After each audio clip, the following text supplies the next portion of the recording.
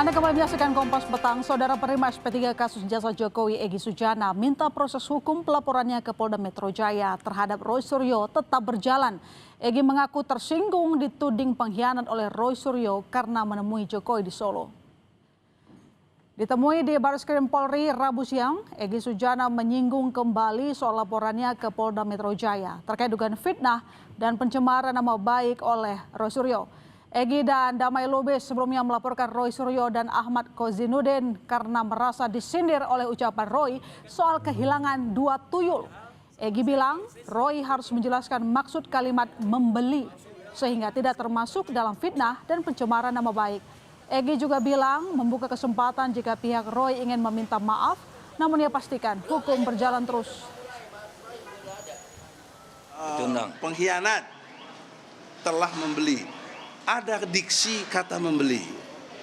Menurut hukum, berapa jual belinya? Transaksinya di mana? Berapa besar saya dibeli? Nah, kalau dia tidak menjelaskan dengan jelas, maka itu namanya fitnah dan pencemaran nama baik. Harus rela dong diadili. Jangan nggak rela, jangan pakai jelasin maksudnya. Hukum tidak ada maksudnya. Hukum itu exactly apa yang tertulis. Dan hukum adalah produk dari moral bangsa kita.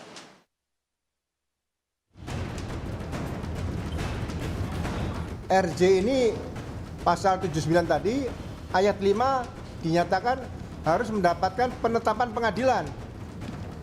Emangnya singkong dicabut-cabut diminta antikat? Yang benar aja lah, sudah 8 bulan, berapa bulan ini kita lakukan penyidikan. Hadir sebagai saksi ahli pertama dari pihak penggugat, Roy Suryo memaparkan hasil analisa dan penelitiannya soal ijazah Jokowi. Di awal sidang, kuasa hukum Jokowi YB Irfan keberatan dengan 2 saksi ahli yaitu Roy Suryo dan Rismond Sianipar. Alasannya, kedua saksi ahli merupakan tersangka dalam kasus yang terkait dengan ijazah Jokowi. Sebagai balasan, Roy pun menolak menjawab pertanyaan yang diajukan kuasa hukum Jokowi.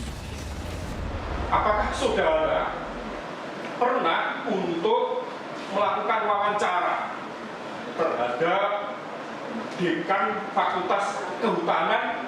Apa maksud pertanyaan ini? Bapak kan keberatan dengan kehadiran saya. Kalau Bapak masih menanyakan kepada saya, apa gunanya jawaban saya? Bapak kan keberatan. Saya jelek-jelek begini sudah sering hadir di persidangan, Bapak. Tak jauh berbeda dengan keterangannya di berbagai kesempatan, dalam sidang Citizen Lawsuit di Solo, Roy kembali memaparkan soal adanya perbedaan mencolok pada 2 lembar kertas dalam 1 bundel skripsi. Saat konvers hari Senin lalu, Roy menjelaskan jika lembar di sisi kanan tampak lebih kusam dan diperkirakan telah berusia sekitar 40 tahun. Sementara lembar lainnya terlihat berbeda kondisi fisiknya meski keduanya berada dalam 1 jilid skripsi yang sama. Ini adalah kertas yang sangat indah, kertas baru, karena ini sudah dicetak dengan mesin cetak baru, pakai inkjet ini. Padahal mesin inkjet itu belum ada di tahun 85. Adanya adalah tahun 85 adalah mesin ketik ini.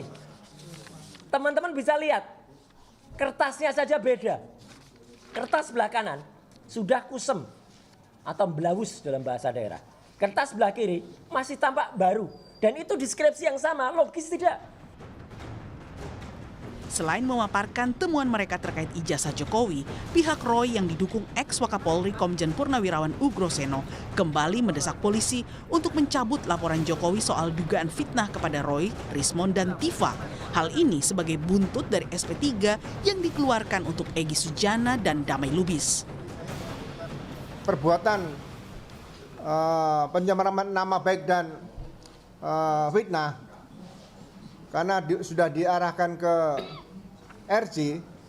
RJ ini pasal 79 tadi ayat 5 dinyatakan harus mendapatkan penetapan pengadilan. Perbuatan yang dituduhkan kepada 8 orang berarti sudah selesai, tidak akan dilanjutkan lagi karena tidak akan mungkin bisa diproses ke kejaksaan ataupun ke pengadilan. Desakan pemberian SP3 dari kubu Roy ini dinilai relawan Jokowi sebagai bentuk putus asa Roy CS menghadapi proses hukum di Polda Metro Jaya. Mereka bahkan menantang agar segala dalil yang disampaikan kubu Roy diajukan lewat pra-peradilan. Emangnya singkong dicabut-cabut diminta hentikan? Hah? Yang bener aja lah, sudah 8 bulan, berapa bulan ini kita lakukan penyidikan. Jadi kan kita lihat ya, yang saya katakan tadi, mereka ini sudah putus asa, sudah desperate untuk itu. Mau mana celah mana lagi untuk kita? Udah suruh prapit aja bang, suruh prapit aja. Kita tantang dari dulu minta Tantang prapit. aja prapit aja lah. Tapi nggak berani mereka prapit. Nggak berani juga. Apalagi Bang Refil Harun kan selalu menghindar untuk prapit untuk itu. Dengan Prapit alasan-alasan kau, mereka. prapit kau. Iya. Sebelumnya, Kubu Roy juga mencoba upaya hukum ke Mahkamah Konstitusi melalui uji material sejumlah pasal yang membuat mereka jadi tersangka kasus ijazah. Kubu Roy minta agar sebagai peneliti atas ijazah milik mantan pejabat publik tidak dapat dipidana. Dan jauh sebelumnya, Kubu Roy juga sudah meminta bantuan Komnas HAM.